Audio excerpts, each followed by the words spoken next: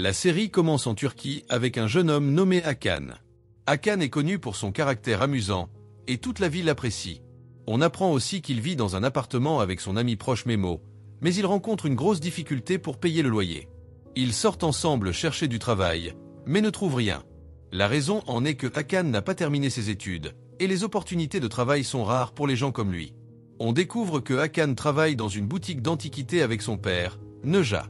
Cependant, il est évident qu'il n'est pas satisfait de la vie modeste qu'il mène et souhaite un travail mieux rémunéré. Il demande alors à son père d'ouvrir un projet pour lui et son ami Memo, car ils veulent s'améliorer. Mais son père refuse en se souvenant des projets qu'il avait tentés auparavant et qui n'avaient pas réussi. Il lui conseille de se concentrer sur une seule chose pour réussir dans la vie et lui dit de cesser de parler inutilement, puis lui demande de livrer ce tapis à une cliente.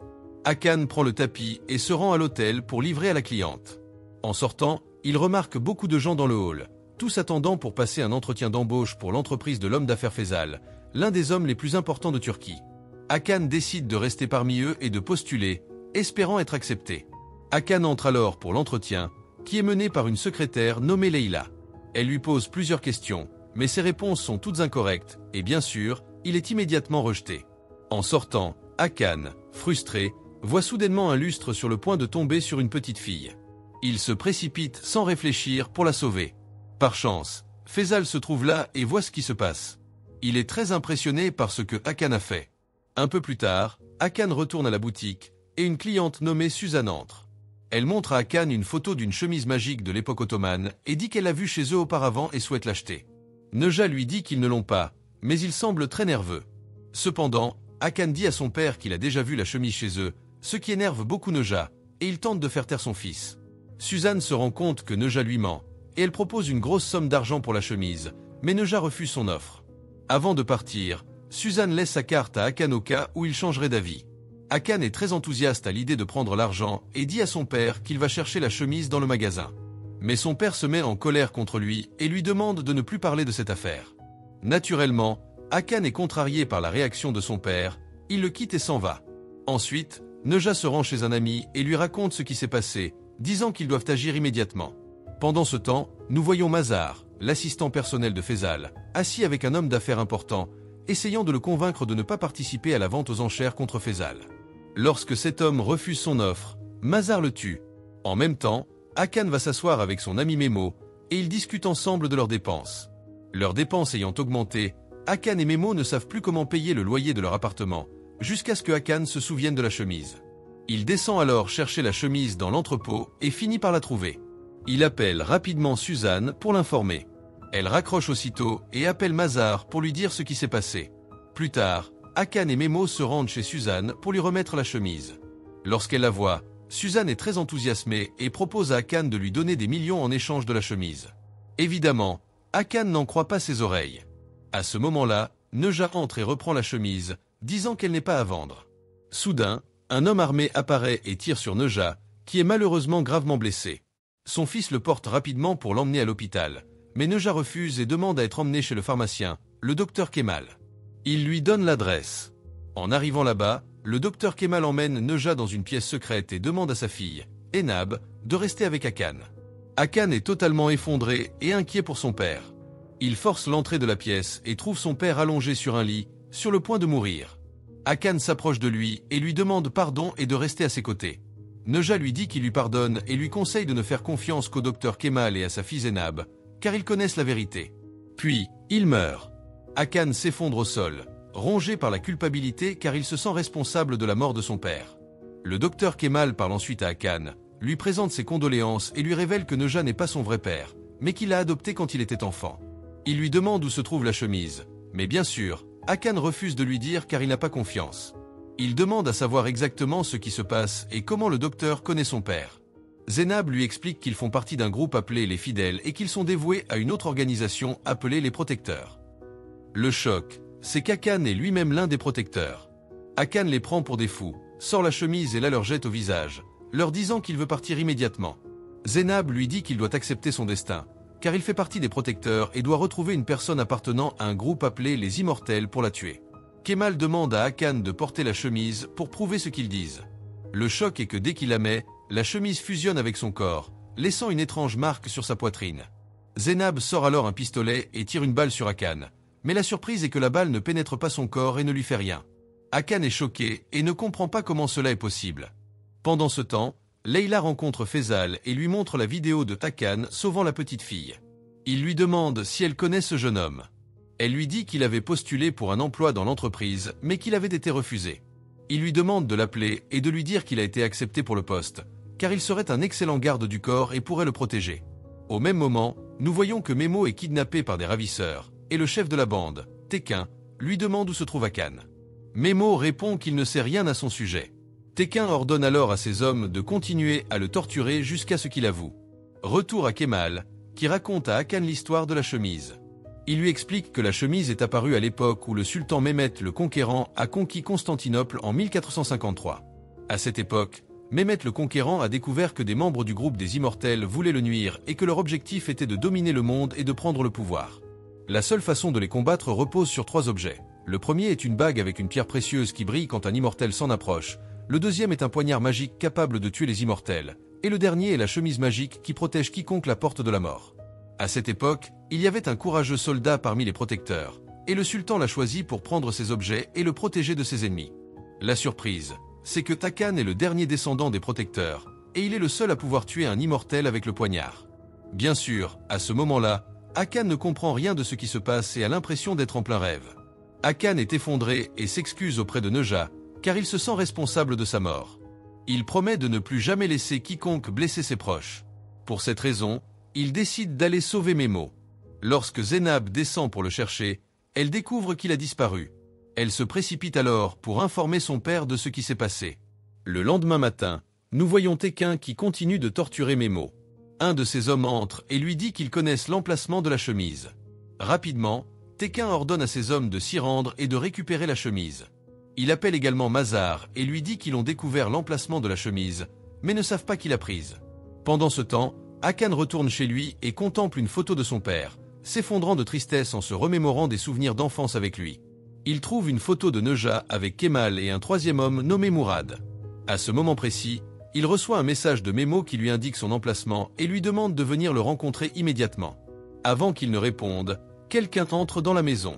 Il se cache rapidement, mais se détend en voyant que c'est Zeinab. Elle lui demande de retourner avec elle à l'abri secret car rester dans la maison est trop dangereux pour lui. Il lui répond qu'il ne bougera pas d'ici tant qu'il n'aura pas sauvé Memo. Elle se voit alors obligée de l'accompagner pour le protéger. Elle sort la chemise magique et lui demande de la mettre d'abord, car il pourrait être tué à tout moment. Il monte ensuite dans la voiture. Peu de temps après, Leila appelle Hakan et lui dit qu'il a été accepté pour le poste, mais Hakan s'excuse et lui dit qu'il ne veut pas de ce travail. Il raccroche. Peu de temps après, ils arrivent à l'endroit où se trouve Memo. Quand Hakan s'approche, il est choqué de trouver Memo assassiné. À ce moment-là, on tire sur Hakan, mais rien ne lui arrive car il porte la chemise. Zeinab le prend rapidement et le ramène à l'abri secret. Hakan sort la photo qu'il avait avec lui et la montre à Kemal, lui demandant qui est Mourad. Kemal lui avoue que Mourad est en fait son véritable père et qu'il était membre des protecteurs, mais qu'il a été tué par un immortel. Pendant ce temps, Tekin arrive chez Mazar et lui apprend qu'Hakan est invulnérable à la mort. Il lui montre les balles qui ont été tirées sur lui et qui n'ont eu aucun effet. Tekin est terrifié et ne comprend pas qui est vraiment cet homme ni pourquoi les balles ne l'ont pas tué. Mazar refuse de lui dire quoi que ce soit et lui demande simplement d'exécuter les ordres. Nous revenons à Kemal, qui est avec Hakan et lui demande l'identité de l'immortel. Kemal lui dit que son père était la seule personne à avoir vu l'immortel et à avoir interagi avec lui, mais personne ne connaît son apparence. Zeinab les interrompt et leur dit qu'ils doivent chercher l'anneau magique et le poignard, car ces objets les aideront à trouver l'immortel plus facilement et à le tuer. Nous comprenons que les fidèles sont nombreux et que chacun d'eux possède l'un des 3 objets. Leur objectif est maintenant de retrouver les 2 personnes qui détiennent le poignard et l'anneau pour tuer l'immortel. Hakan se lève et leur dit qu'il veut rassembler ces objets au plus vite pour éliminer l'immortel et venger la mort de Neja, Memo et Mourad. Avant qu'il ne continue, Zeinab lui demande de venir avec elle car elle veut lui montrer quelque chose d'important. Elle lui montre des dossiers de meurtres horribles qui ont eu lieu dans le passé et lui dit qu'elle est certaine que l'immortel est derrière tous ces crimes, car son objectif est d'exterminer l'humanité ou de contrôler le monde. Kemal leur remet un dossier sur une femme des fidèles nommée Aïcha et leur explique que cette femme possède l'anneau. Hakan et Zeinab se rendent immédiatement chez Aïcha. Pendant ce temps, Mazar rencontre Faisal et lui dit qu'ils ont remporté l'appel d'offres et que leur entreprise est maintenant responsable de la restauration de la mosquée Sainte-Sophie. Hakan et Zeinab arrivent chez Aïcha, qui se trouve dans un endroit isolé et dont la maison semble très ancienne. En entrant, il trouve un jeune homme armé endormi sur le canapé. Zeinab s'approche de lui, l'arme à la main, et lui demande qui il était, ce qu'il fait là. Il lui répond qu'il est le fils d'Aïcha. Elle lui demande de les conduire à elle, car ils veulent lui parler d'une affaire privée. Mais il leur dit qu'elle souffre de troubles mentaux et ne parle à personne. Cependant, ils insistent pour la voir. Il les conduit alors à la chambre d'Aïcha, et ils découvrent que son comportement n'est pas normal, comme si elle vivait dans un autre monde.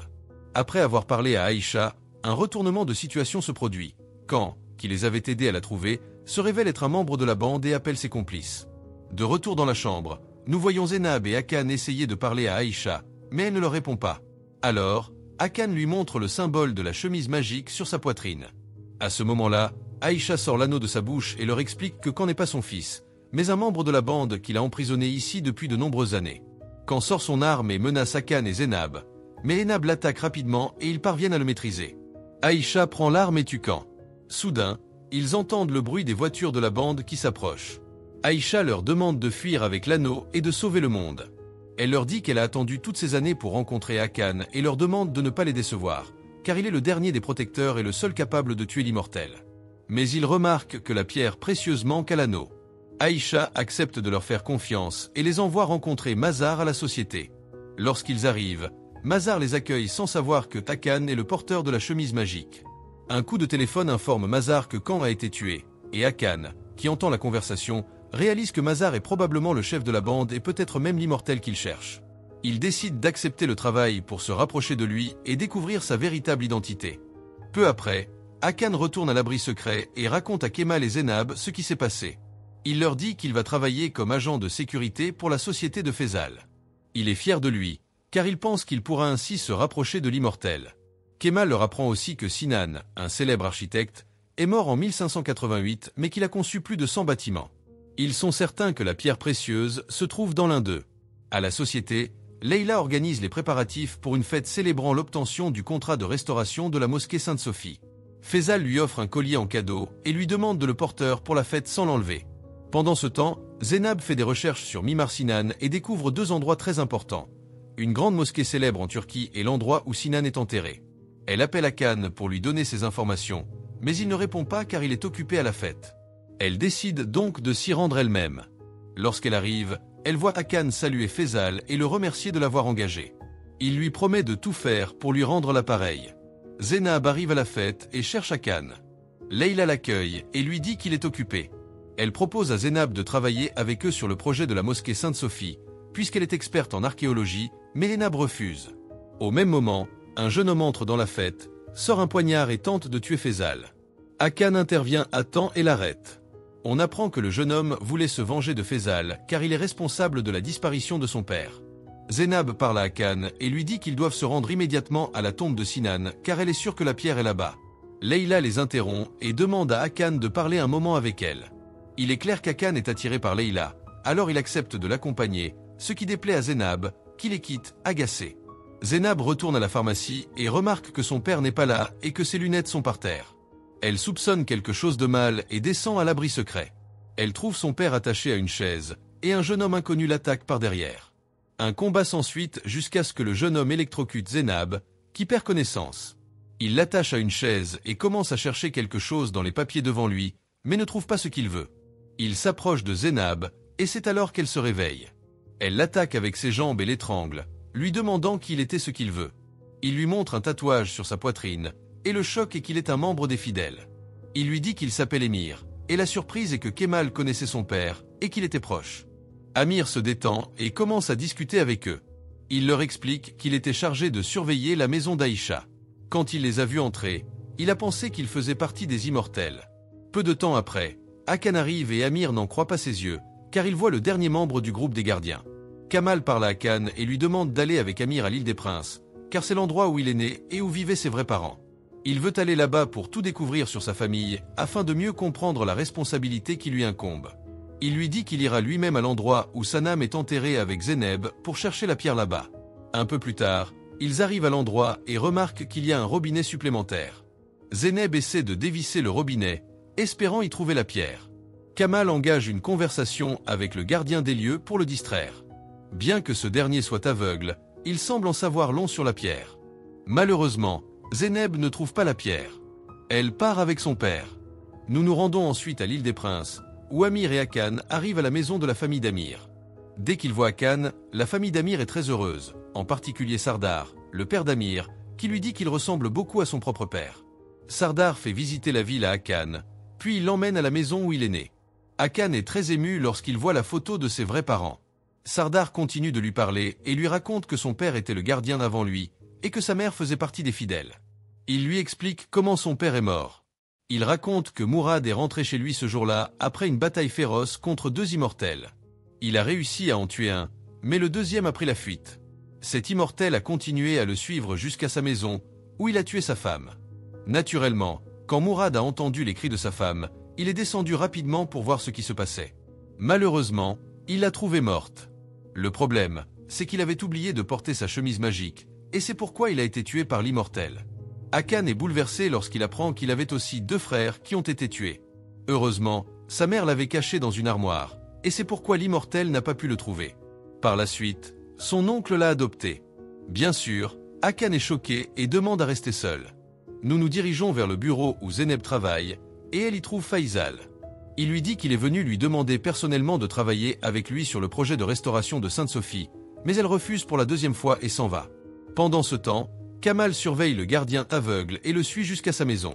Là-bas, Kamal l'attaque et lui demande qui il est vraiment, car il soupçonne qu'il est affilié aux immortels. L'homme aveugle lui répond qu'il travaille comme gardien de sécurité depuis longtemps, et qu'un jour, un homme est venu lui donner beaucoup d'argent pour le laisser entrer et voler quelque chose. Quelques jours plus tard, le même homme a fait irruption chez lui, l'a ligoté, et a mis une substance sur ses yeux qui l'a rendu aveugle. Kamal lui demande de décrire cet homme. Il dit que c'était un homme au regard effrayant, avec des yeux et des cheveux noirs. À ce moment-là, Kamal comprend que c'est Mazar qui lui a fait ça. Lorsqu'il retourne à la pharmacie, Kamal apprend de Zeynep que Mourad n'est pas revenu depuis hier. Il surveille son téléphone jusqu'à ce qu'il s'allume enfin, et ils parviennent à localiser sa position. Kamal demande à Amir d'aller le chercher et de le ramener à leur repère. Mais Hakan lui dit qu'il ne veut pas revenir maintenant. Il est évident qu'il est toujours affecté par la mort de sa famille. Un journaliste nommé Yassine vient les voir et Hakan lui dit qu'il veut obtenir des informations sur Faisal et Mazar, car il est convaincu qu'ils sont impliqués dans de nombreux scandales de corruption. Il lui laisse une clé USB contenant des informations sur Mazar pour l'aider dans sa mission.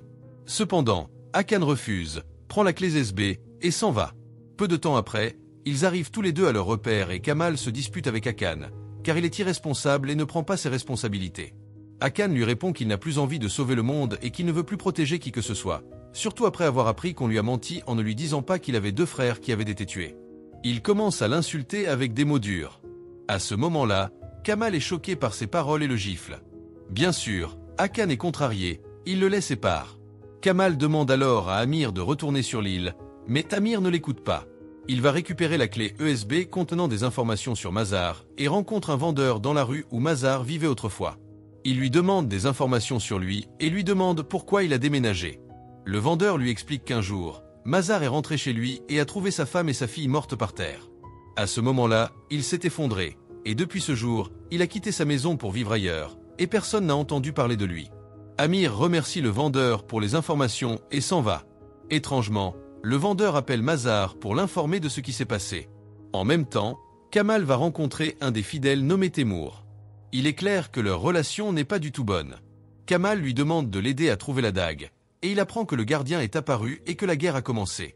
Temour lui dit que la dague se trouve dans le plus grand musée d'Istanbul et que l'accès y est très difficile.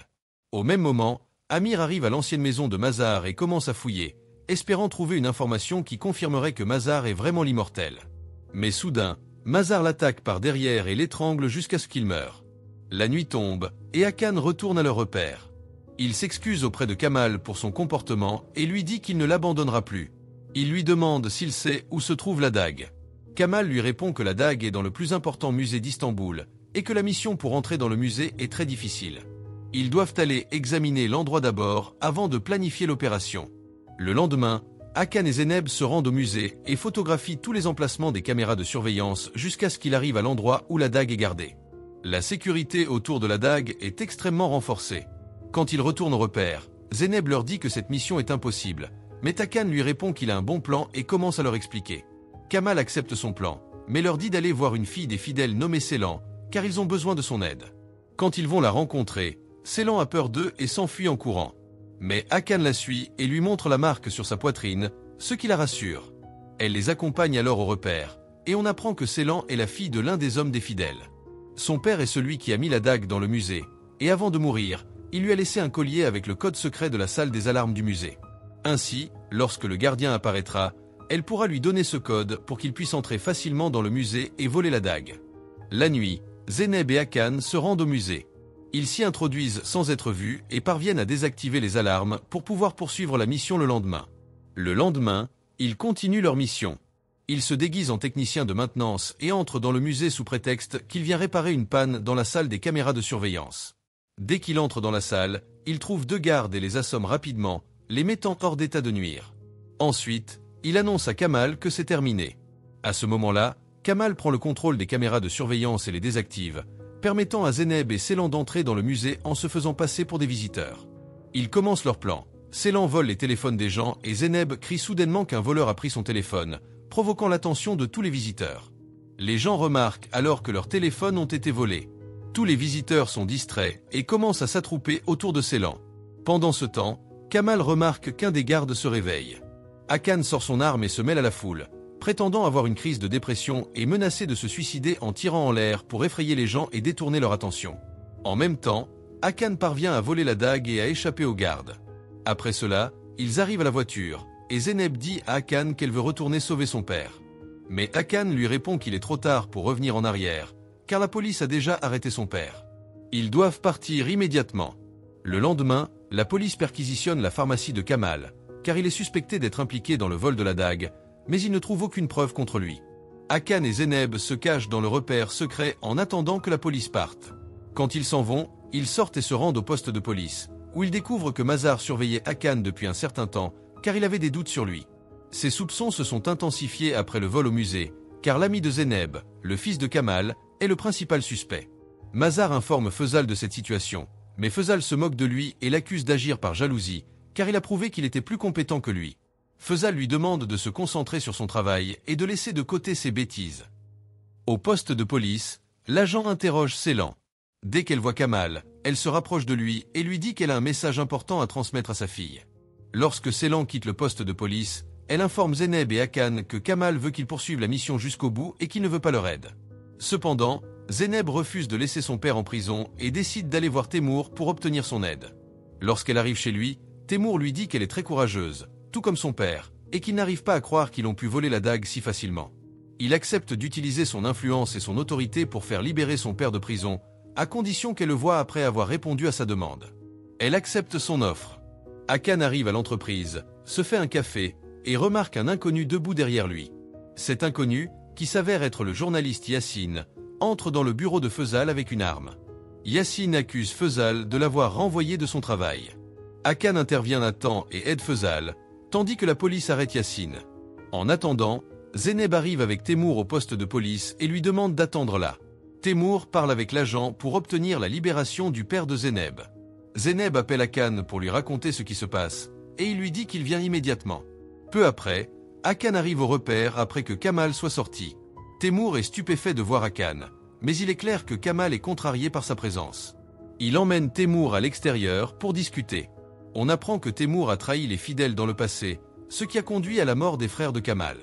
Malgré les nombreuses explications de Teimour, affirmant que cela avait été contre sa volonté, Kamal ne le croit pas. Pour prouver sa loyauté et sa bonne foi, Teimour donne à Kamal l'adresse d'une femme nommée Dira, qui possède de nombreuses informations sur les immortels. Mais le problème est qu'elle a également trahi les fidèles auparavant et n'est pas de confiance. La nuit, Feuzal va parler à Mazar et se dispute avec lui, car il ne gère pas bien son travail et a failli être tué plusieurs fois en son absence.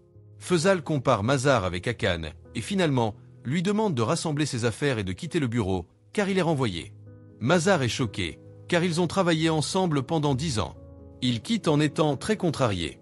Pendant ce temps, Hakan se rend à la chambre de Leila à l'hôtel pour essayer de se réconcilier avec elle, car ils s'étaient disputés.